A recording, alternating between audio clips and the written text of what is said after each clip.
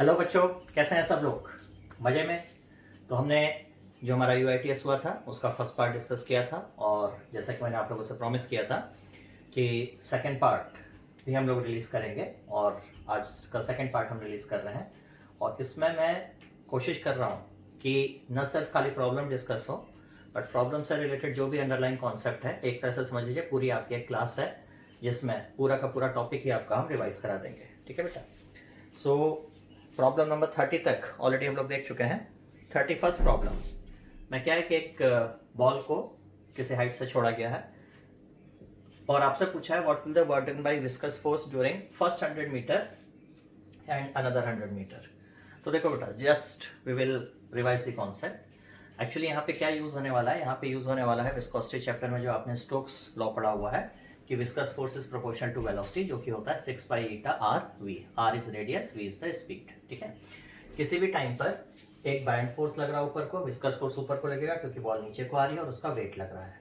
अब क्या हो रहा है देखो बेटा, क्योंकि विस्कस फोर्स शुरुआत में 0 है, क्योंकि स्टार्टिंग में तो वेलोसिटी है ही नहीं, और जैसे जैसे बॉल नीचे को आ रही है उसकी स्पीड बढ़ रही है, और स्पीड बढ़ने के साथ विस्कस फोर्स भी बढ़ रहा है। तो अगर आप इसको डायग्राम में समझना चाहते हो तो डायग्राम में आप इसको ऐसे समझो कि शुरुआत में mg है ताकतवर, बाइंड फोर्स और विस्कस फोर्स मिलकर उसको बैलेंस करने की कोशिश कर रहे हैं, लेकिन अभी विस्कस फोर्स इतना बड़ा नहीं बना है कि वो बाइंड फोर्स के साथ मिलकर mg को बैलेंस कर सके।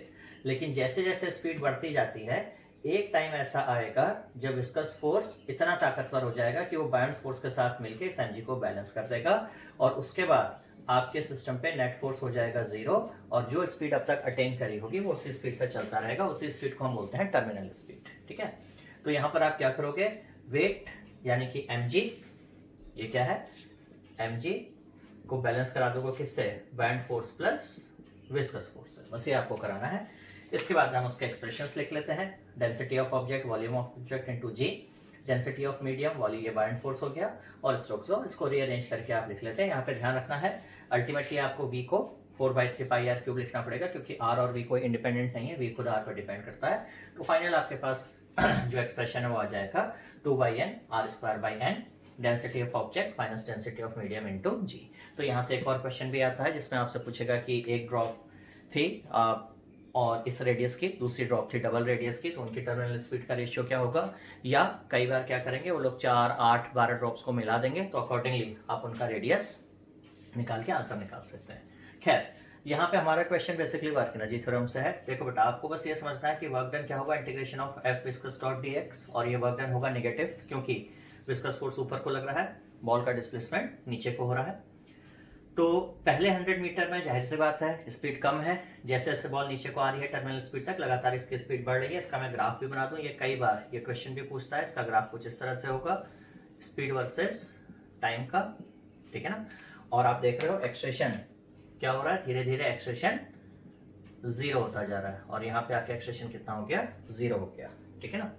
तो इस तरह का ग्राफ भी पूछता है, ये भी आपका क्वेश्चन हो गया। तो शुरुआत में स्पीड कम होगी तो विस्कस फोर्स इस वाले एरिया में हमेशा कम रहेगा, इस वाले जोन में विस्कस फोर्स ज्यादा रहेगा, तो work done bye viscous will be more during the second half. तो अब आप ऑप्शन ढूंढ लीजिए, ये क्या कह रहा है, work done during first 100 metre fall will be less than the work done by air friction in the second 100 metre. ठीक है? नाउ सेकेंड क्वेश्चन, ये भी काफी अच्छा क्वेश्चन है, इसी फॉर्म में रिपीट होता है। बेसिकली जो आपका 32nd क्वेश्चन है ये बेस्ड है बर्नौलीज थ्योरम पे, जिसमें हम स्पीड ऑफ इफ्लक्स निकालते हैं। इसमें होता क्या है, हमारे पास एक कंटेनर होता है, कंटेनर में कुछ पानी भरा हुआ है, पानी की टॉप हाइट से h हाइट नीचे आके हम एक एपर्चर कर देते हैं, और ये पानी जमीन पे नीचे गिरता है। हमसे एक्सपेक्ट किया जाता है कि हम ये बताएंगे कि पानी कितनी स्पीड से नीचे गिर रहा है। ठीक है ना बेटा? तो यहाँ पर हमको सीखना होता है कि आखिर बर्नौलीज थ्योरम को अप्लाई कैसे करते हैं। ये तो बेटा सबको रटा दिया जाता है, प्रेशर ρgh और हाफ रो स्क्वायर का जो सम है वो कांस्टेंट रहना है किसी भी पॉइंट पर। तो देखो हमको करना क्या होता है, इसके ऊपर मान लीजिए प्रेशर कितना है P डैश, और एटमॉस्फेरिक प्रेशर कितना हो गया P एटमॉस्फेरिक। हम 2 पॉइंट चूज करेंगे, कहीं पे भी आप यहाँ और ये भी पॉइंट चूज कर सकते हो, हमने जस्ट बाहर और जस्ट अंदर वाला पॉइंट चूज कर लिया। ठीक है ना? क्योंकि बात होगी यहाँ पे ग्रेविटेशनल पोटेंशियल एनर्जी की, तो जैसा कि मैंने ग्रेविटेशन वाले चैप्टर में आपको बता रखा है, पोटेंशियल एनर्जी बताने से पहले आप हमेशा उसका रेफरेंस बताएंगे। तो यहाँ पर हम उसका रेफरेंस सेट कर देते हैं, ग्रेविटेशनल पोटेंशियल एनर्जी का रेफरेंस 0 एपर्चर के पास ही हमने लोग ने रख लिया। अब देखिए प्रेशर अंदर की तरफ कितना होगा P डैश प्लस ρgh। ठीक है, प्लस ग्रेविटेशनल पोटेंशियल जी जीरो कर दी, खत्म कर दीजिए उसको, और यहां से जो ये सॉरी ठीक है ना जीरो, और यहां से जो पानी निकल रहा है ये, इसको आप मान लीजिए इस वक्त जो भी लेवल है h रह गया या y रह गया, तो अगर ये h है तो इस वक्त कितना हो जाएगा dh अपॉन dt का whole square, half rho v square, और यहां से जो पानी निकल रहा है t not plus zero plus half rho v square. अब यहाँ पर देखो बेटा क्या होता है, हम एक एजम्पशन लेते हैं कह लो, ताकि हमारा कैलकुलेशन फटाफट आसान हो जाए। एजम्पशन हमारा ये होगा कि हमारे जो कंटेनर होंगे वो बहुत बड़े होंगे, तो बड़े होने से क्या होगा कि अगर यहाँ पे पानी भरा होगा और यहाँ से थोड़ा सा पानी निकलेगा, आप ऐसा समझो ना बेटा कि आपने इतना बड़ा ड्रम भरा हुआ है और ड्रम में एक छोटा सा पिन से छेद किया, अब पानी निकलेगा भी तो कितना कम हो जाएगा। ड्रम में भरा है 100 लीटर, निकल रहा है 1 ml 1 सेकंड में, तो पहले घंटे भर तक तो आपको पता ही नहीं चलेगा। तो हम क्या करते हैं, हम ये वाली जो स्पीड है इसको हम कितना ले लेते हैं, 0 ले लेते हैं, ठीक है। और अब जब हम इसको 0 ले लेंगे तो हमारा कैलकुलेशन थोड़ा सा इजी हो जाएगा।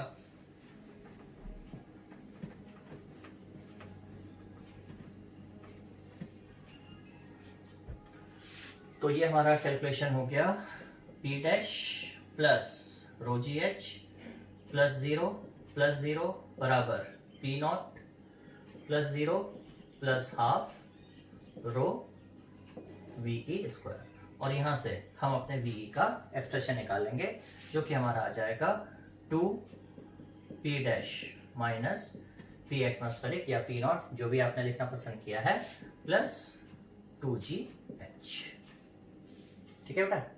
तो ये आपका एक्सप्रेशन आ गया किसके लिए, वेलोसिटी के लिए, ठीक है। अब यहां पर भी एक स्पेशल केस हो जाता है,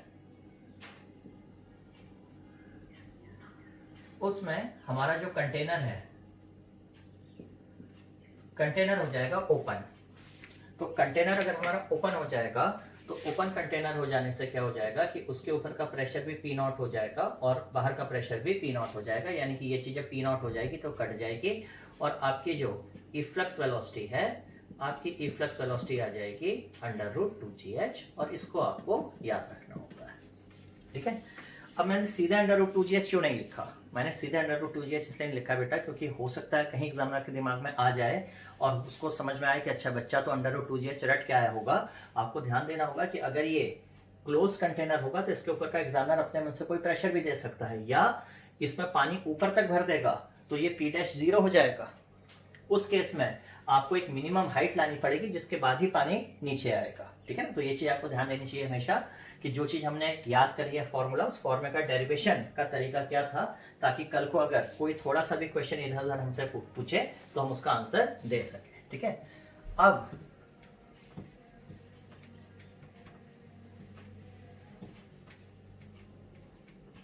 ये चीज हो गई, तो यहां से अब हमसे सवाल क्या पूछेगा, देखो इसमें वैसे तो बहुत सारे क्वेश्चंस बेटा और बन जाते हैं, यहां से मैं पूरा ही डिस्कस कराता रहा इस पार्ट को। अब हमको पता चल गया कि बेटा यहां से ये हॉरिजॉन्टल वेलोसिटी है, ये पानी गिर रहा है, ठीक है ना, और पानी की इफ्लक्स स्पीड हमने निकाल ली है कितनी, √2GH। मतलब आपने यहां से पानी की ड्रॉप छोड़ी होती तो भी उसकी वर्टिकल वेलोसिटी वही होती, चाहे पानी यहां से निकला उसकी भी हॉरिजॉन्टल वेलोसिटी √2GH ही है। इसके बाद में इसको कहां ले जा सकता हूं, इसके बाद में इसको ले जा सकता हूं प्रोजेक्टाइल पर, ठीक है ना। सपोज टोटल हाइट हम ले लेते हैं कंटेनर की कितनी, h, ठीक है, और यहां से h हाइट पर हमने बना दिया एपर्चर, तो ये कितना रह गया, ये रह गया h माइनस h, और यहां से नीचे आने का टाइम कितना होगा, √2h, यानी कि h minus h upon g, और रेंज कितनी हो जाएगी, v फ्लक्स यानी कि √2GH into √2h minus h upon g, ठीक है बेटा। तो यहां से आप क्या कर लोगे, g और g तो कैंसिल हो जाएगा, 2 बाहर आ जाएगा, और ये आपका आ जाएगा √h into h minus h, ये आपकी आ जाएगी रेंज, ठीक है। अब आते हैं हम अपने क्वेश्चन पे कि हमारा क्वेश्चन क्या था।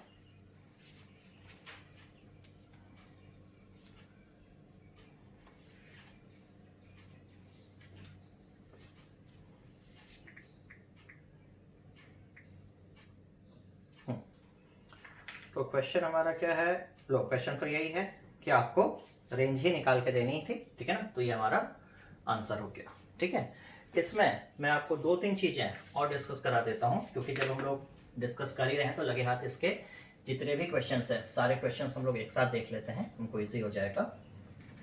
अब आप ये समझो कि अगर हम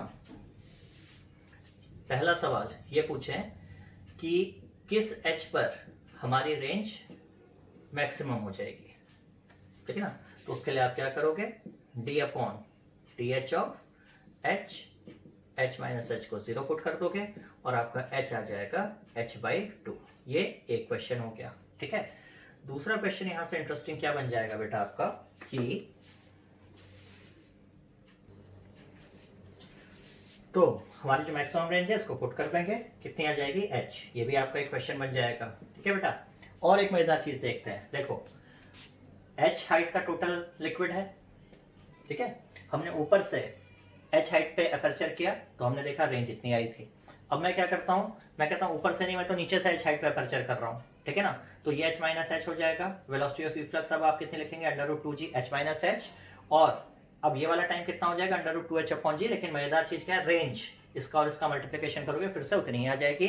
तो क्या हमने सीख लिया, अगर हम हिंदी में बात करें, आप ऊपर से चाहे h हाइट पे अपर्चर बनाओ, ये पानी का कॉलम है, आप चाहे ऊपर से h हाइट पे कॉलम बनाओ, चाहे आप नीचे से h हाइट, और इसको आप हाइट मत बोलो, इसको डेप्थ बोलो, ऊपर से h डेप्थ गहराई पे आके चाहे बॉटम से h पे बनाओ, आपकी रेंज जो होती है वो क्या होगी, सेम होगी। That means range will be same if aperture is made at a depth h from top or aperture is made at a height h from the bottom। ठीक है बेटा, तो ये जो आपका टॉर्सलीज इक्वेशन है या वेलोसिटी ऑफ इफ्लक्स है, इससे रिलेटेड ये 2-3 सवाल हैं जो कि आपसे पूछ सकता है। ठीक है, इसको आप नोट कर लेंगे।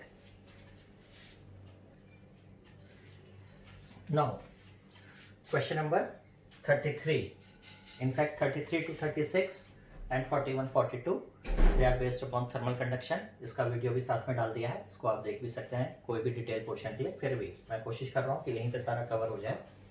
अब यहाँ पर क्या है बेटा, 2 स्लैब्स हैं सेम थिकनेस, एक का थर्मल कंडक्टिविटी 2K, एक की K। ये θ1 टेम्परेचर पे, जंक्शन दूसरा θ2 टेम्परेचर का, और डिफरेंस आपको दे रखा है 36 डिग्री सेल्सियस का। आपसे पूछ रहा है जो θ1 माइनस θ कितना होगा। ठीक है ना, कॉन्सेप्ट सिर्फ यही फॉर्मूला यूज करना है, जो हीट कंडक्शन है, जो फ्लो रेट है, that is temperature difference upon thermal resistance, thermal resistance is x upon k। ये बिल्कुल वही है जो इलेक्ट्रिकल रेजिस्टेंस है, ρ L अपॉन A, बस यहाँ पे हम रेजिस्टिविटी की जगह कंडक्टिविटी बोल रहे हैं, इसलिए नीचे आ गया। दूसरा कॉन्सेप्ट, ये स्लैब्स का सीरीज कॉम्बिनेशन है, सीरीज कॉम्बिनेशन में k इक्विवेलेंट होता है हार्मोनिक मीन अगर स्लैब्स की थिकनेस सेम हो। ठीक है ना, इसके डिटेल वर्जन के लिए आप वीडियो पे जा सकते हैं, उसको देख लीजिएगा। तो हमारा इक्विवेलेंट जो स्लैब है वो क्या 4K/3, और इसका मतलब पूरे स्लैब के थ्रू जो हमारा हीट फ्लो होगा वो सेम होगा, यानी कि θ1 minus θ upon RAB will be equal to θ1 minus θ2 upon RAC, और चाहे आप इसको θ माइनस θ2 अपॉन RBC कर दीजिए। ठीक है ना, क्योंकि हमको ये वाला पूछा है तो इसकी हमको जरूरत नहीं है। इनफैक्ट हम θ माइनस θ2 भी निकाल सकते थे अगर हमसे पूछा होता। सिंपली θ1 माइनस θ ये निकालना है, यहाँ का x 2KA, यहाँ पे आपकी वैल्यू 36 हो गई। RAC के लिए जो डिस्टेंस है दैट इज 2x, और इसका इक्विवेलेंट आपने निकाला 4/3K। इस पूरे को आपने सॉल्व कर लिया, सॉल्व करके आपका आ जा रहा है 12 डिग्री सेल्सियस। ठीक है, नेक्स्ट क्वेश्चन 34, इसको भी आप समझने की कोशिश कीजिए। हमारे पास 2 सिलेंड्रिकल वेसल्स हैं और अंदर वाला का थर्मल कंडक्टिविटी K1 है और जो बाहर वाली हो K2 है। अंदर वाले का रेडियस R है, बाहर वाले का 2R है। हम ये समझने की कोशिश करते हैं, इस नीले वाले को अलग कर लेते हैं, ये हो जाता है एरिया A। हम बाहर वाले का इफेक्टिव एरिया लेते हैं। ध्यान रखिएगा बाहर वाले के अंदर इतना माल तो है ही नहीं, इतना तो इसमें मैटर है ही नहीं, सिर्फ बाहर का निकालेंगे तो क्या करेंगे, पूरा एरिया माइनस अंदर वाला एरिया, तो इसका एरिया सिर्फ कितना रह जाएगा 3πr² दैट इज 3 है। अब आप ये कह सकते हैं कि जो 2 सिलेंड्रिकल ये कंडक्टर्स हैं, एक K2 वाला और एक K1 वाला सेम टेम्परेचर डिफरेंस पे लगे हुए, मतलब पैरेलल अरेंजमेंट है, और पैरेलल का जो फॉर्मूला है वो ये है। और अगर यहाँ पे A1 और A2 बराबर होते तो हम सीधे क्या ले सकते थे, अरिथमेटिक मीन। इसके डिटेल के लिए मैंने पहले भी बोला, जो साथ में वीडियो दे रखा है आप वीडियो में देख सकते हैं। इसका हमने डेरिवेशन अगर आपको समझना है, अदरवाइज मैंने बार बार बोला डेरिवेशन से ज्यादा जरूरी हमारे लिए फॉर्मूला है यहाँ पर। ठीक है ना, तो हमारा आंसर आ जाएगा K1 + 3K2/4। Again question number 35, ice formation से रिलेटेड है। टी बराबर rho L upon 2k theta x2 square minus x1 square, यानी कि x1 से x2 होने में इतना टाइम लगता है। यहाँ x से y पूछा तो x plus y x minus y हो जाएगा। यहाँ पे मैं कम टाइम में आपको ले रहा हूँ क्योंकि इससे रिलेटेड वीडियो मैंने दे रखा है, ठीक है ना। जो वीडियो में नहीं है उनको हम डिटेल डिस्कशन कर लेंगे, जैसे रेडिएशन वाला जो पार्ट है उन प्रॉब्लम्स पे हम ज्यादा डिटेल में डिस्कशन करेंगे, तो शायद हमको ज्यादा बेनिफिट होगा, ठीक है। इसके लिए आप जो वीडियो दूसरा वाला दे रखा है थर्मल कंडक्शन का, उसको आप देख लीजिए। Next question, we have three identical rods for which isosceles triangle is being formed. All the rods are identical. The most important point in the question which is given is A and B are maintained at T and T root 2. Now what do you mean by maintained at? Maintain का मतलब है बेटा कि यहाँ से चाहे कितना भी हीट फ्लो करे आए, बट ये दोनों एंड्स हमेशा T और T रूट 2 टेम्परेचर पर ही रहेंगे। अब इसको समझने के लिए हम क्या कर सकते हैं, आप अपना करंट इलेक्ट्रिसिटी पर आओ। मैं बार बार करंट इलेक्ट्रिसिटी क्यों बोलता हूँ बेटा, क्योंकि 90% बच्चे के साथ दिक्कत क्या है कि क्लास 11th में ये लास्ट का चैप्टर था, तो स्कूल और कोचिंग ने इसको उड़ाया होगा पक्का हवा में। बट करंट इलेक्ट्रिसिटी एक तो 12th का चैप्टर था और स्टार्टिंग के चैप्टर्स में से एक था, तो वहाँ पे कई बार फोकस जाता है, हाफ ईयरली भी होता है, यूनिट टेस्ट भी, तो आपका पढ़ा हुआ रहता है। तो करंट इलेक्ट्रिसिटी वाले चैप्टर में आपको एक अंदर से कॉन्फिडेंस रहता है। तो आप कह सकते हो कि मेंटेन का मतलब होता है कैसे, एक पोटेंशियल हम कैसे मेंटेन करते हैं, बैटरी लगाकर, है ना। तो जहां पे बैटरी लगा दी जाती है वो दो पॉइंट फिक्स हो गए। तो आप ये सोचो कि अगर ये सिस्टम आपका रेजिस्टेंस में होता तो ए बी और ये सी होता, तो बी सी से लेके सी ए वाली आर्म किस में हो जाती, सीरीज में हो जाती, ठीक है ना। बस यही हमारा कॉन्सेप्ट है, आप इसको रेजिस्टर समझ लो। तो यहां से हीट फ्लो करेगी, यहां से हीट फ्लो करेगी, हीट यहां से फ्लो करेगी। हमको क्या करना है, बीसी के अक्रॉस और सी के अक्रॉस, क्योंकि सीरीज में है तो हीट फ्लो को सेम कर देना है। अभी अगर ये ए होगा, अगर ये ए होगा तो ये कितना होगा, ए रूट 2, ठीक है ना। सिंपली पुट कर दिया k t root 2 minus t a upon इतना, और सी से ए जाने के लिए के टी सी माइनस इतना, इसको सॉल्व कर लीजिए, इतना आ जाएगा। क्वेश्चन नंबर 41, आपको 5 वायर नेटवर्क दे रखा है, K1 K2 K3 K4, कह रहा है किस कंडीशन में इस वाले से हीट नहीं जाएगी। देखकर ही आपको याद आ रहा होगा ये बैलेंस व्हीटस्टोन ब्रिज है, जैसे करंट इलेक्ट्रिसिटी में होता था। क्रॉस मल्टीप्लिकेशन कर लीजिए, R1 R4 बराबर R2 R3, R क्योंकि L अपॉन K हो जाएगा तो वही मल्टीप्लिकेशन K के लिए आ जाएगा, K1 K4 बराबर K2 K3। So this is 41। 42 question, ये इंटीग्रेशन बेस्ड प्रॉब्लम है। इसमें क्या कह रहा है कि एक देखो बेटा, यहां पर क्या, इसको मैं मिटा देता हूं, एक अंदर वाला स्फेयर है और एक बाहर वाला स्फेयर है, ग्रीन और रेड, ठीक है। The red one is being maintained at temperature T1 and the outer most surface of green one is maintained at temperature T2, ठीक है। तो ये कुछ इस तरह से है, एक गोला अंदर और फिर इसके बाहर एक सेकंड मटेरियल का गोला। तो सबसे पहले आप ये समझो कि ये पूरी सरफेस पे टेम्परेचर T1 है, तो यहाँ से T1 से T2 की ओर, यहाँ से T1 से T2 की ओर, तो हर पॉइंट पे रेडियल डायरेक्शन में हीट का फ्लो हो रहा होगा T1 से T2, ठीक है ना। अब जब ये T1 से T2 की ओर जा रहा होगा तो हम क्या कर लेते हैं, हम एक एलिमेंट उठाते हैं, ये सेंटर से x दूरी पे, जिसकी अपनी थिकनेस कितनी है, dx। तो इसकी रेजिस्टेंस कितनी होगी, dr बराबर क्या होता है, dx अपॉन k ax, ठीक है ना। तो r बराबर हम बाद में कैसे निकाल लेंगे, ये सारे एलिमेंट्स जो हमारे होंगे एक के बाद एक यहाँ से शुरू होंगे, ये सारे एलिमेंट हमारे किस में आ जाएंगे, छोटे छोटे एलिमेंट्स या सीरीज में आ जाएंगे, ठीक है ना। अब ax को हम कितना लिख सकते हैं, ax हो जाएगा जो स्फीयर का सरफेस एरिया होता है, यानी कि 4 पाई x स्क्वायर, ठीक है। तो यहां से इसको हमने लिख लिया dx अपॉन k 4 पाई x स्क्वायर, और सिंपली बस अब इंटीग्रेट करना है बेटा, ये कई बार हो चुका है। dx अपॉन x स्क्वायर का इंटीग्रेशन -1 बाई x, लिमिट लगा के इतना हो जाएगा। हीट फ्लो आप क्या लिखोगे, temperature difference that is T1 minus T2 upon R, इसको रीअरेंज कर लेंगे, और H is proportional to R1 R2 अपॉन R2 माइनस R1। इस क्वेश्चन को भी आप बेटर है कहीं पे लिख लो, क्योंकि यही क्वेश्चन ऐसा ही करंट इलेक्ट्रिसिटी में भी आता है, यहाँ पर आता है। बेटर है आप नोट कर लो, कहीं पे याद कर लो, ज्यादा अच्छा रहेगा। अब बेटा आगे के क्वेश्चंस के लिए, क्योंकि जितने भी क्वेश्चंस हैं उसमें से ज़्यादातर क्वेश्चन रेडिएशन से रिलेटेड हैं, और ये ना बेटा बड़ा सही टॉपिक है। मैक्सिमम लोग इस पर कंफ्यूज रहते हैं, पता नहीं वो क्या का क्या समझते हैं, और यहाँ से सीधा डायरेक्ट क्वेश्चन उठकर आता है। बस हमको क्या करना है, कुछ टर्म्स को बेटा ढंग से समझ लेता है, ठीक है ना। अगर आप रेडिएशन को समझना चाहते हैं, एक आप समझिए Prevost theory of heat exchange, नाम में कुछ नहीं रखा है, भूल जाइए इसका नाम, कहानी सिर्फ इतनी सी है। All the bodies emit and absorb, दोनों प्रोसेस साइमल्टेनियसली एक साथ हो रही बेटा, all the bodies emit and absorb simultaneously, ठीक है ना, they absorb and emit radiation at all the temperatures. मतलब अगर कोई बॉडी 5 डिग्री सेल्सियस पर है तो वो एमिट भी कर रही है और एब्जॉर्ब भी कर रही है, ठीक है। अगर कोई 15 डिग्री सेल्सियस पे है, एमिट भी कर रही है और एब्जॉर्ब भी कर रही है, ठीक। अब क्या होता है, एक बॉडी होगी और उसके आसपास का कोई सराउंडिंग होगा।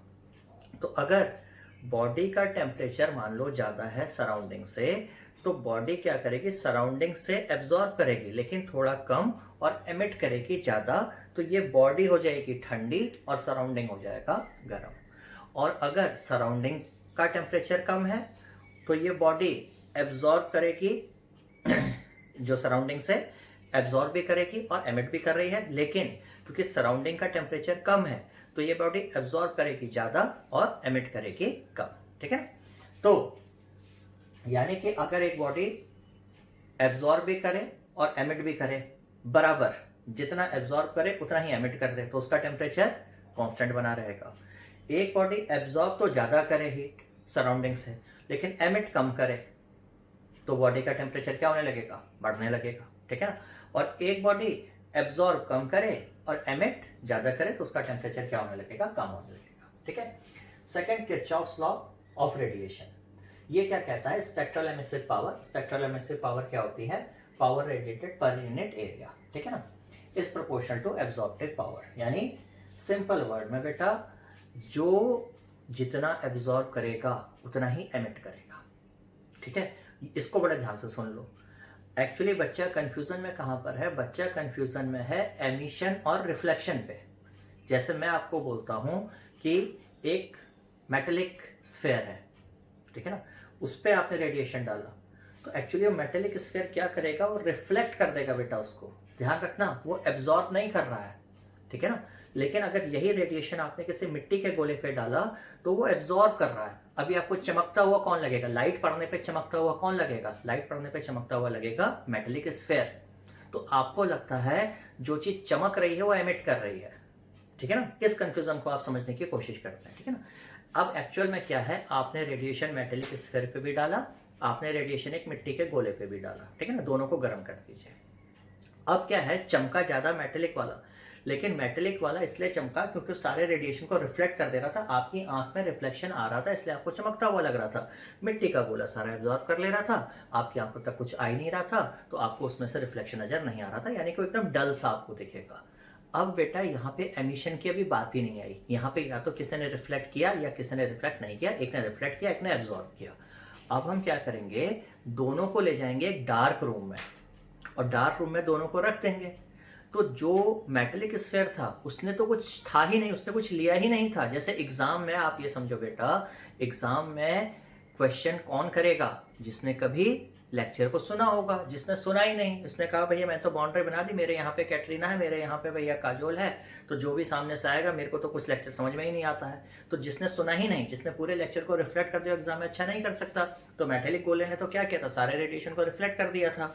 इसने क्या किया था, एब्जॉर्ब किया था। क्योंकि इसने एब्जॉर्ब किया था अभी अंधेरे कमरे में, तो अब ये क्या स्टार्ट करेगा, ये एमिट करना स्टार्ट करेगा। तो क्या डिफरेंस है बेटा, समझो, जो एमिशन होता है ना, एमिशन की वजह से ग्लो आता है। ग्लो मीन जो अंदर से होता है, समझ गए, जो अंदर से जो चीज निकल कर आती है, that is called as glow.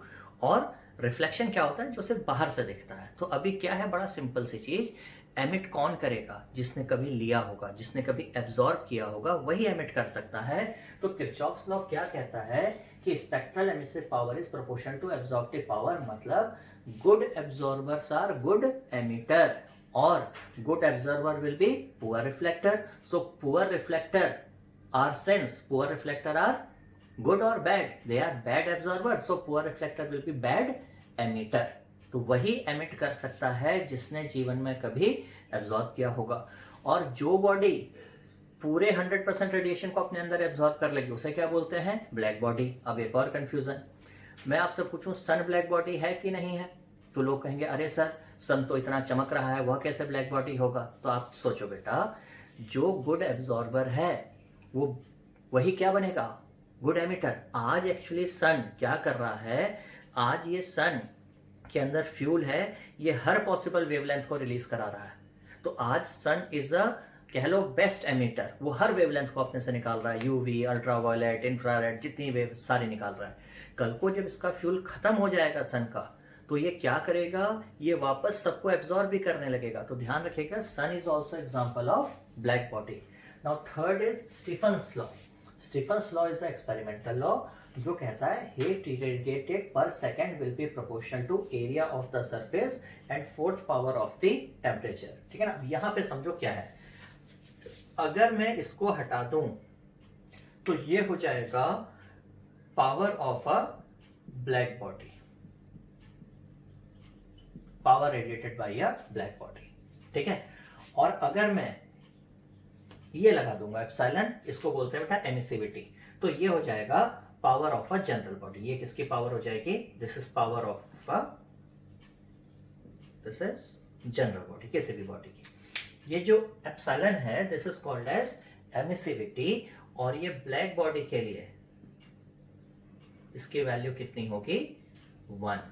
ये भी बड़ा कंफ्यूजन होता है, लोग सोचते हैं अरे शाइनिंग बॉडी है तो उसकी एमिसिविटी तो, जब शाइनिंग तो चमक रही है तो उसकी एमिसिविटी क्या होनी चाहिए, ज्यादा नहीं।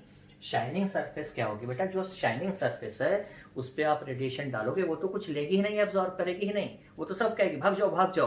तो जब उसने सबको भगा दिया तो वो बाद में एमिट कैसे करेगी, समझो। जैसे मानो ऊपर से सिक्कों की बारिश हो रही हो, अब एक आदमी झोला लेके कह रहा नहीं भैया मैं तो सिक्के हैं बटोर लूंगा गिरते हुए, एक आदमी कह रहा नहीं भैया हम तो बिल्कुल क्षत्रिय हैं, ये है वो है, राजा महाराजा के वंशज हैं, हम तो कुछ नहीं पकड़ेंगे, और वो सारे सिक्कों को ऐसे करके फेंक दे रहा है।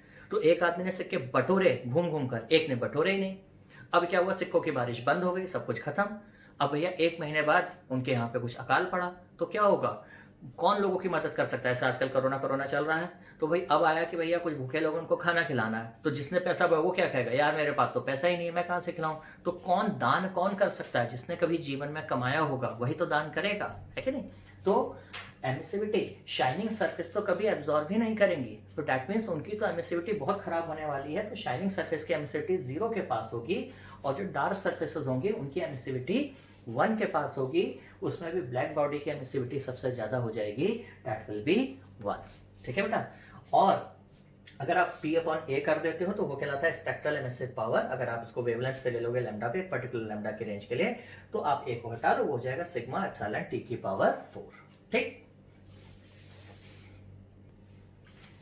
अब देखो बेटा, मान लो कोई बॉडी T टेम्परेचर पे है और सराउंडिंग T0 पे है, और हम मान के चल रहे हैं बॉडी का टेम्परेचर सराउंडिंग से ज्यादा है, तो ये एब्जॉर्ब करेगा A एप्सिलॉन सिग्मा नॉट और T0 की पावर 4, और ये एमिट करेगा कितना, एमिट करेगा A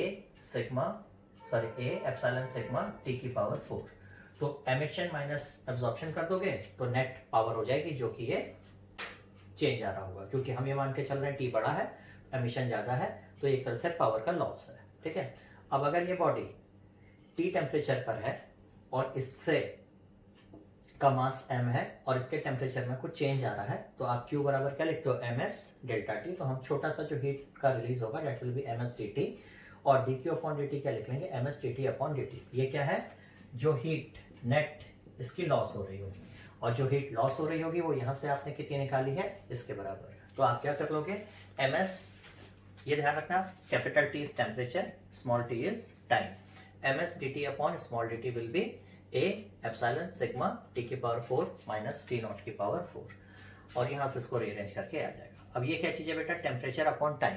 ठीक है ना, क्योंकि हमने एमिशन ज्यादा लिया है, तो बेसिकली ये कहलाता है रेट ऑफ कूलिंग। ठीक है। अब रेट ऑफ कूलिंग का ये एक्सप्रेशन आ गया, और इस पे आपको अक्सर एक अच्छा क्वेश्चन मिलने का चांस बना रहेगा। ठीक है।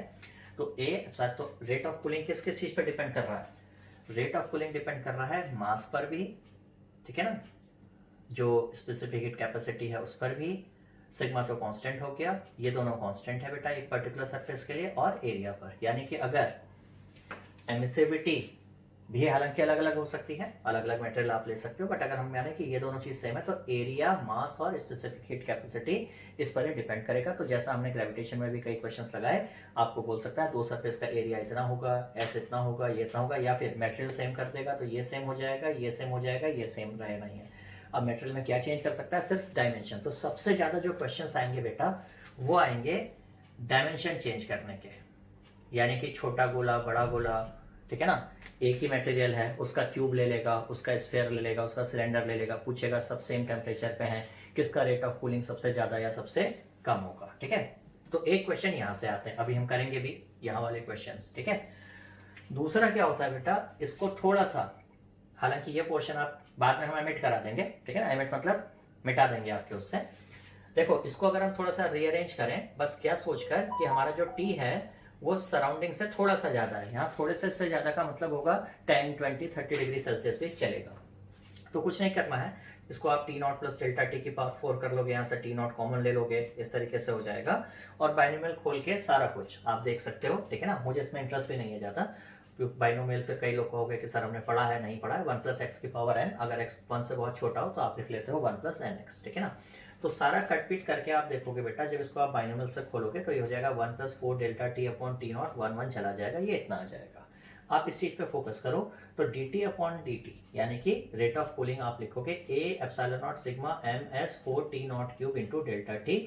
अब अगर हम एक फिक्स चीज ले लें, जैसे हमने एक चाय का कप ले लिया, तो वही एक चाय का कप ले लिया, उसका सरफेस एरिया, मास, ये सब कांस्टेंट हो गया, सराउंडिंग का टेम्परेचर कांस्टेंट है, तो आप कहोगे rate of cooling is directly proportional to delta T, यानी the temperature difference between body and the surrounding. तो क्या हुआ, ये जो स्टीफन्स लॉ का स्पेशल केस आप देख रहे हो, ये बेसिकली क्या है, ये जो आपने निकाला कि rate of cooling is proportional to t minus t not, simply हम ये देख रहे हैं। अब चाहे आप इसको delta t upon delta t लिख लो, बड़े लेवल पे, छोटे लेवल पे लिखना है तो आप उसको ऐसे लिख लो, ठीक है ना। बेसिकली ये क्या है, ये है स्टीफन्स लॉ का स्पेशल केस। वो कब काम कर रहा है, जब ऑब्जेक्ट और सराउंडिंग के बीच में बहुत ज्यादा टेम्परेचर डिफरेंस नहीं है। लेकिन ये चीज हमको 17वीं सेंचुरी में न्यूटन ने क्या किया, न्यूटन ने एक्सपेरिमेंटली क्या किया, जैसे वो गर्म पानी रखे, उसका टेम्परेचर नापते नापते नापते उन्होंने भी क्या किया, उन्होंने ग्राफ बनाया, उन्होंने देखा ग्राफ इस तरह का आता था, और इस ग्राफ की जब वो एनालिसिस किए बैकवर्ड ग्राफ से इक्वेशन की ओर जब वो चले, तो उनको भी यही समझ में आया कि डेल्टा टी अपॉन टाइम जो है वो कुछ इस तरह का फंक्शन आपको मिल रहा है ना। तो ये कहलाता है Newton's law of cooling, Newton's law of cooling, जो कि बेसिकली ये बाद में आया, ये तो जब स्टीफन्स ने बताया तब हो गया, ये क्लियर हो गया कि ठीक है भाई, जो न्यूटन्स लॉ का जो एक्सपेरिमेंटल लॉ था वो मैच कर रहा है किससे, स्टीफन की थ्योरी से, कि थ्योरेटिकली भी प्रूव हो गया, ठीक है ना। तो अब हमारे पास क्या हो गया, ये एक हमारे पास सेपरेट चीज आ जाती है न्यूटन्स लॉ ऑफ कूलिंग, जिस पे हमको अलग से काम करना होता है, ठीक है ना। बेसिकली न्यूटन्स, तो एक आपके पास ये वाली चीज आ जाएगी और एक हमारे पास ये वाली चीज आ जाएगी। हमारे क्वेश्चन इस सेगमेंट से भी बनेंगे और हमारे क्वेश्चन इस सेगमेंट से भी बनेंगे, ठीक है ना। अब हम क्या करते हैं, जो हमने देखा अब उसके बेसिस पे हम 1, 2 या 3 क्वेश्चन लगाकर देखते हैं, तब समझते हैं कि इस पे कैसे क्वेश्चन बनेंगे और इस पे कैसे क्वेश्चन बनेंगे, ठीक है। Now, problem number 37. Cube and sphere, they are having same area, same temperature तक उनको हीट किया, also they are made up of same material, ठीक है ना। अब आपसे पूछ रहा है किसका रेट ऑफ कूलिंग फास्ट या स्लो होगा। अब देखिए, अगर आप सिर्फ न्यूटन्स लॉ वाला फॉर्मूला याद करके चलेंगे कि भाई rate of cooling is proportional to temperature difference, तो क्या दिक्कत आ जाएगी, ये सवाल कभी होना ही नहीं। इससे मैंने आपको बोला आपको दोनों एक्सप्रेशन की जरूरत पड़ेगी, ठीक है। अब आप ये देख लीजिए क्या क्या सेम है, सेम एरिया, मटेरियल सेम हो गया, एमिसिविटी सेम हो गई, सिग्मा सेम हो गया, same material, specific heat capacity same हो गई, तो कुल मिला के किस पे बात आ गई, मास पर। अब सवाल ये है कि भैया सेम, तो जिसका मास ज्यादा होगा उसका रेट ऑफ कूलिंग कम होगा, लेकिन अब हम कैसे बताएंगे कि भाई क्यूब और स्फीयर में किसका ज्यादा होगा। तो यहाँ पर हो सकता है कुछ को मालूम हो कुछ को ना मालूम, लेकिन मैं एक चीज आपको बता दे रहा हूँ, for a given surface area volume of sphere is maximum. ध्यान रखिएगा, for a given volume surface area of sphere is minimum. Surface tension याद रख लेना, क्यों सारी ड्रॉप्स स्फेरिकल फॉर्म पे आ जाती हैं, क्योंकि for a given volume surface area of sphere is minimum. तो similarly for a given surface area volume of sphere is maximum, और मास क्या होगा, डेंसिटी इनटू वॉल्यूम। तो इसका मतलब स्फीयर का वॉल्यूम ज्यादा तो स्फीयर का मास ज्यादा होगा, इसलिए रेट ऑफ कूलिंग जो हमारा क्यूब है उसका ज्यादा होगा किससे, स्फीयर से, ठीक है बेटा। अब देखो 39 क्वेश्चन क्या है, इस बार दो मेटेलिक स्फीयर हैं, सेम मटेरियल्स, उनकी सेम फिनिश है, ताकि एमिसिविटी पे कोई फर्क ना पड़े, they are heated to same temperature और उनके मास का कुछ रेशियो दे दिया। Sorry, rate of cooling. अब देख लो आप क्या क्या रह गया, ये same, sigma same, specific heat capacity same, ये सेम, तो बचा क्या A/m। अब ये कैसे स्फीयर है ये ध्यान रखना बेटा, ये सॉलिड स्फीयर है, लिखा नहीं है प्रॉब्लम में, बट लिखना चाहिए कायदे से, ठीक है ना। ये सॉलिड स्फीयर है, तो सॉलिड स्फीयर का एरिया क्या होगा 4πr² और उनका मास क्या होगा density into 4/3πr3, r cut गया, क्या हो गया 1/r, यानी कि rate of cooling is inversely proportional to 1/r। जाहिर सी बात है, जिसका मास ज्यादा होगा, सॉलिड गोले हैं दोनों, तो रेडियस भी ज्यादा होगा, तो जो लार्जर स्फीयर होगा उसकी कूलिंग स्लो होगी। बट ये सिर्फ एक कॉन्सेप्चुअल क्वेश्चन नहीं है, यहाँ पे हमको नंबर के साथ एग्जैक्ट आंसर बताना है। तो आप क्या करेंगे, मास बराबर इतना, तो मास होता है r⁻³ पे डिपेंड करता है, तो r हो जाएगा m⁻⁴, तो रेट ऑफ कूलिंग 1/m⁻⁴ हो जाएगा। तो आपका जो रेशियो है वो 1/3 m⁻³ हो जाएगा, 1/3 हो जाएगा, ठीक है ना। अब यहाँ पर क्या करते हैं बेटा, एक बोनस क्वेश्चन मैं और करा दे रहा हूँ तुम लोगों को, ठीक है। ये सेशन थोड़ा सा लंबा जरूर है, लेकिन बेटा मेरी गारंटी है एग्जाम वाले दिन मिलेंगे फिर से 2 सवाल, देखना तुमको इस सेशन से न मिले तो आप चैलेंज कर सकते हो, ठीक है ना। अब यहां पर क्या करेगा, कहेगा 2 हॉलो स्फीयर्स हैं, हॉलो, ठीक है ना, और हॉलो स्फीयर पे रेट ऑफ कूलिंग कैसे डिपेंड करेगी, रेडियस पे, है ना, आर की किस पावर पे डिपेंड करेगी, ठीक है। अब ये क्वेश्चन देखो बेटा, बहुत ध्यान से समझने की कोशिश करो। फिर से क्या होगा, रेट ऑफ कूलिंग सारी चीजें सेम, A/m आया, ए क्या हो जाएगा 4πr²। अब ध्यान रखो, इस बार बेटा ये हॉलो स्फीयर है, इसका जो मैटर है वो सिर्फ यहाँ एग्जिस्ट करता है, बीच में तो है नहीं, तो यहाँ पे मास वॉल्यूम डेंसिटी की बात ही नहीं होगी। यहाँ पे हम किसकी बात कर लें, यहाँ पे हम बात कर लें बेटा सरफेस मास डेंसिटी की। तो सरफेस मास डेंसिटी की बात कर लोगे तो इसका जो एरिया है वो कितना हो जाएगा, सिग्मा इंटू ये इसका मास आएगा, surface mass density to 4πr²। इस बार r और r कट जाएगा और r की पावर क्या रह जाएगा 0, यानी फॉर हॉलो स्फीयर, ध्यान से सुन लो बेटा, फॉर हॉलो स्फीयर, छोटा गोला बड़ा गोला, if they are heated to same temperature rate of cooling will be almost same. But for solid sphere, छोटा गोला बड़ा गोला, rate of cooling will be faster for smaller sphere, ठीक है। तो ये सब है फर्स्ट वाला पार्ट, ठीक है ना बेटा, जो मैंने आपको बोला था कि रेट ऑफ कूलिंग ऐसे। अब हम क्वेश्चंस करेंगे जो सेकंड वाले पार्ट, यानी कि सो कॉल्ड आपके न्यूटन्स लॉ ऑफ कूलिंग से रिलेटेड है, ठीक। अब देखो बेटा, नेक्स्ट है न्यूटन्स लॉ ऑफ कूलिंग, ये भी बड़ा सही टॉपिक है, एक सवाल यहां से भी मिलने की काफी गारंटी है। अब इसमें क्या आपको करना है, delta t upon delta T, पहले तो यार ये सब डेल्टा टी इतने सारे इसमें ना, ये डेल्टा टी है टेम्परेचर, ये है टाइम, और यहाँ पे मैंने डेल्टा टी ना लिख के डेल्टा थीटा लिखा है, ये भी टेम्परेचर का चेंज है, ये भी टेम्परेचर का चेंज है। बट ये किसका टेम्परेचर का चेंज है, temperature difference in the body. देखो आप ऐसे समझो, न्यूटन्स लॉ ऑफ कूलिंग का सवाल क्या होने वाला है, there will be a cup of tea और anything else, cup of water, cup of tea, room होगा, रूम टेम्परेचर फिक्स रहना है, ये चाय धीरे धीरे ठंडी होगी, तो कप ऑफ टी, भाई मान लीजिए हॉट कप ऑफ टी है 90 डिग्री सेल्सियस पे, थोड़ी देर बाद 80 होगा, थोड़ी देर बाद 70 होगा, तो उसमें कुछ टाइम लगेगा। तो ये जो डेल्टा टी है, this is the temperature difference of the body, और ये जो डेल्टा थीटा है, it is temperature difference between body and the surrounding. But यानी कि T body minus t not, जिसमें से टी नॉट तो रहेगा हमेशा फिक्स, बट ये जो टी बॉडी है, अब इसका हम क्या करेंगे, अगर कोई क्वेश्चन में टेम्परेचर बॉडी का T1 से T2 होता है डेल्टा टी सेकंड में, तो आप सवाल पूछेंगे सर हम फिर यहाँ बॉडी का टेम्परेचर लिखेंगे क्या।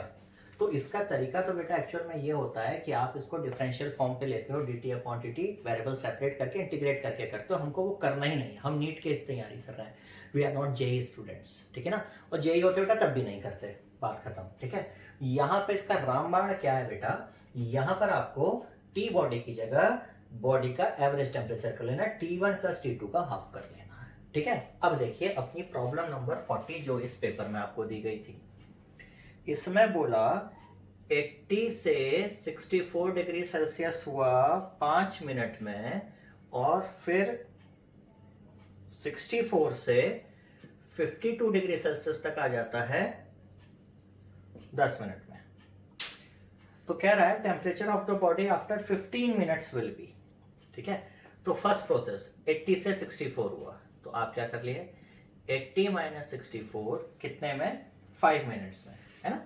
तो बराबर के, अब देखो आपको क्या करना है, बॉडी 80 से 64 गई तो बॉडी का टेम्परेचर आप क्या कर लोगे, बीच का कर लोगे, 80 प्लस 64 अपॉन हाफ कर लो तो कितना हो गया, 80 प्लस 60 144 यानी कि 70। चलो मैं ऐसे लिख लेता हूँ, 80 प्लस 64 अपॉन 2 माइनस, अब इसमें आप कहोगे रूम टेम्परेचर तो दिया ही नहीं, ना दे, ठीक है, आप इसको क्या कर लो, थीटा नॉट, ये एक इक्वेशन हो गई, ठीक है।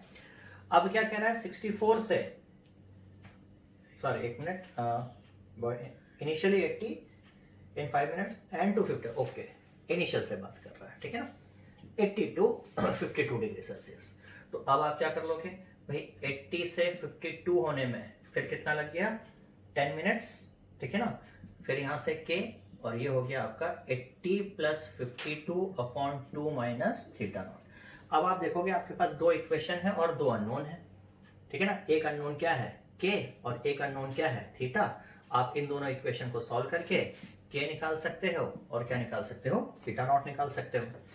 इसके बाद आप क्या करोगे, इसके लिए जो थर्ड वाला पार्ट है, अब 80 से क्या कह रहा है, 50 मिनट्स में कितना होगा, तो आप क्या कर लो भाई, 80 माइनस टी अपॉन 15 बराबर के, अब कितना होगा हमको नहीं पता, तो 80 plus T upon 2 minus theta naught. और अब आपको के और थीटा मालूम है, आप ये वैल्यूज डाल दोगे, वैल्यूज डाल के आपका आंसर 42.7 डिग्री सेल्सियस के आसपास आ जाएगा, ठीक है ना।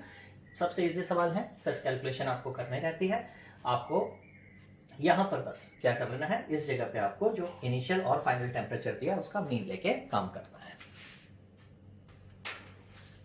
अब देखो बेटा, एक और लॉ, यहां से भी क्वेश्चन आता ही आता है, ठीक है ना, वेन्स डिस्प्लेसमेंट लॉ बहुत इंपॉर्टेंट है, लेकिन इससे आसान चीज कोई है ही नहीं। पूरा मैकेनिक्स आप पढ़ते हो, एक सवाल आएगा, दो सवाल कभी आएंगे, यहाँ देखिए आप 10 मिनट में कैसे एक सवाल कंप्लीट करोगे 4 नंबर का। थोड़ा सा समझते हैं, क्योंकि एक बॉडी है, जब आप उसको हीट करोगे तो बॉडी में से रेडिएशंस निकलेंगे। अब ऐसा तो है नहीं कि रेडिएशन में कोई पर्टिकुलर एक वेवलेंथ निकलेगी, है ना, लैम्डा 1 लैम्डा 2 लैम्डा 3 बहुत सारी निकल रही हैं, तो इनकी भी कुछ एनर्जी होगी, लैम्डा 1 वालों की, लैम्डा 2 वालों की भी एनर्जी होगी, लैम्डा 3 वालों की भी होगी, सबको जोड़ दोगे तो क्या मिल जाएगी, टोटल एनर्जी। तो हमने क्या प्लॉटिंग बनाई बेटा, ऐसा करते हैं साथ साथ बनाते हैं, ठीक है ना, इसको पहले हटा देते हैं। एक्चुअली मैं इसलिए ड्रॉ कर देता हूँ यार, नहीं तो ना टाइम बहुत वेस्ट होता है। ये मुझे वीडियो लेक्चर्स पता नहीं लोग कहते हैं, बट बेटा वीडियो लेक्चर्स का बहुत बेहतरीन फायदा है। अगर कोई भी समझदार प्राणी होगा ना, उसको ये बात समझ में आएगी कि video lectures are much much more effective than a regular class. आप रेगुलर क्लास जब करते हो, आधे से ज्यादा टाइम तो खाली आपका बेकार चला जाता है। आप क्लास में जाते हो, आना जाना, क्लास होती है 6 बजे की, टीचर आ रहा है 6:15 पे, 7:15 बजे ऑफ होना है, टीचर का भी 5 मिनट पहले निकल गया, ठीक है ना, इतना हल्ला गुल्ला, आधा टाइम बोर्ड मिटाने में चला जाता है, लिखना ये सब। तो यहाँ पर तो आपको इतना बड़ा बेनिफिट है, अभी तो स्टूडियो में नहीं है, वरना डिजिटल बोर्ड होता तो आपको और आसानी हो जाती कि पीछे से क्वेश्चन लिखा हुआ आ रहा है, आप हम लोग साथ साथ सॉल्व कर रहे हैं, आप तो मुझे सारा हाथ से लिखना पड़ जाता है। तो देखो इसको समझो, हमने क्या किया, ग्राफ किसके बीच प्लॉट किया, हमने कहा कि भाई हम हर लैम्डा 1 की एनर्जी देखेंगे, टोटल लैम्डा 1 वालों की कितनी है, लैम्डा 2 वालों की कितनी है, लैम्डा 3 वालों की कितनी है, लैम्डा 4 वालों की कितनी है, लैम्डा 5, सो करके हम चलते रहेंगे, ठीक है ना। अब ये सारा निकाल देंगे तो क्या हो जाएगा, टोटल एनर्जी, यानी एक तो ई लैम्डा डी लैम्डा से हमको क्या मिल जाएगी, टोटल एमिसिव पावर, ठीक है, टोटल एमिसिव पावर। और ये क्या है, ये हमारी हो गई स्पेक्ट्रल एमिसिव पावर किसी एक वेवलेंथ की। अब आप मुझे ये बताओ बेटा, सिर्फ कॉमन ऑब्जर्वेशन से, जैसे अगर हम एक लोहे का गोला लें और उसे गर्म करना शुरू करें, तो सबसे पहले वो थोड़ा लाल लाल होता है, फिर पीला पीला सा, फिर नीला नीला सा, और फिर लास्ट में एकदम सफेद हो जाता है। इसका मतलब समझो, जब उसका टेम्परेचर कम है तो लाल दिख रहा है, जब टेम्परेचर बढ़ा तो वो और ऑरेंज से पीले की ओर चला गया, जब और टेम्परेचर बढ़ा तो नीले की ओर, और जब बहुत ही हीटअप हो गया तो एकदम व्हाइट, सातों वेवलेंथ मिलके आ जाती हैं, फिर वो मिक्सचर होकर व्हाइट दिखने लगता है, ठीक है ना। तो अब आप ये बताओ, हमने एक किसी पर्टिकुलर टेम्परेचर पे ये ग्राफ को ड्रॉ किया, ठीक है। अब हम क्या करते हैं, टेम्परेचर बढ़ा देते हैं। ध्यान रखना यहाँ पे सेम ऑब्जेक्ट है, यानी ऑब्जेक्ट का जो मास, रेडियस वगैरह है वो सारा मैंने क्या रखा हुआ है, सेम। तो सेम ऑब्जेक्ट को अब मैंने और गर्म कर दिया तो क्या होगा, आप खुद सोचिए, और हीट रेडिएट होगी, यानी लाल वेवलेंथ ज्यादा होगी, येलो, एक तो सब बढ़ जाएंगे, यानी कि मेरा ग्राफ ऊपर की ओर भी जाएगा। और साथ में क्या होगा, जब पहले आपके पास सपोज टेम्परेचर कम था तो रेड से लेके येलो की जोन थी, तो बीच की कोई वेवलेंथ में मैक्सिमम एनर्जी आती होगी। तो जैसे जैसे टेम्परेचर बढ़ेगा आपका जो स्पेक्ट्रम है वो कहां से कहां को चलता है, यह है रेड से ब्लू की ओर, ठीक है। तो यानी कि आपका जो कलर है वो कहां की ओर जाने लगा, रेड से ब्लू की ओर जाने लगेगा। तो ब्लू की वेवलेंथ होती है कम, तो हमारा जो ग्राफ है बेटा वो क्या हो जाएगा, ग्राफ मेरा ऊपर भी जाएगा, लेकिन उससे ज्यादा जरूरी है कि मेरा जो ग्राफ है वो लेफ्ट की ओर खिसका, यानी जो पीक वेवलेंथ थी वो कहां पर आ गई, लेफ्ट को। मतलब अगर पहले सबसे ज्यादा एनर्जी येलो की होती थी तो अब सबसे ज्यादा एनर्जी किसकी मिल रही है, ग्रीन या ब्लू वालों की, ठीक है। अब जब हम ऐसे ग्राफ बनाते हैं तो बच्चे को लगता है कि सर ऊपर जाना इंपॉर्टेंट था, लेफ्ट जाना इंपॉर्टेंट था। मैं आपको क्या बता रहा हूं, ग्राफ का लेफ्ट जाना ज्यादा इंपॉर्टेंट था। देखो आप ऐसे समझो कि हमारे पास एक बड़ा गोला और एक छोटा गोला हो, ठीक है ना। बड़े गोले का टेम्परेचर कम है, छोटे गोले का टेम्परेचर ज्यादा है। इसको हम हीट ज्यादा नहीं दे रहे, देखो छोटा सा है, कम हीट में इसका टेम्परेचर ज्यादा हो जाएगा, तो ये जल्दी से ब्लूइश की तरफ चला जाएगा और ये हो सकता है भी येलो की ही जोन में चल रहा हो। तो जब आप ग्राफ ड्रॉ करोगे तो क्या होगा बेटा, ये तो छोटा सा गोला है, तो छोटा सा गोला है तो नो डाउट ब्लू वेवलेंथ पे जरूर पहुंच गया, बट एनर्जी भी तो छोटी से निकालेगा। तो ये क्या करेगा, ये इस तरह से एक छोटा सा गोला बना, और जो हमारा दूसरा वाला गोला है वो हमारा बन तो जाएगा बड़ा सा, ठीक है ना, इस तरह से ये। लेकिन इसकी जो पीक वेवलेंथ है, इसकी जो पीक वेवलेंथ है वो आ रही है किसकी तरफ, येलो की तरफ। और ब्लू वाले की जो पीक वेवलेंथ है वो किसकी तरफ आ रही है, वो आ रही है ब्लू की तरफ, समझ गए। तो आपसे पूछेगा T1 और T2 में किसका टेम्परेचर ज्यादा है, तो बच्चे क्या सोचते हैं, सर ये बड़ा बड़ा दिख रहा है तो इसका टेम्परेचर ज्यादा होगा। नहीं, इसकी पीक वेवलेंथ छोटी है, ये ब्लू की तरफ जा रहा है, तो इसकी जो वेवलेंथ है वो छोटी रहेगी, तो आप कहेंगे इसका टेम्परेचर ज्यादा होगा, ठीक है ना। अब इसमें वेन चचा का कहीं नाम ही नहीं आया। वेन्स डिस्प्लेसमेंट लॉ क्या है बेटा, उसमें कुछ नहीं करना है।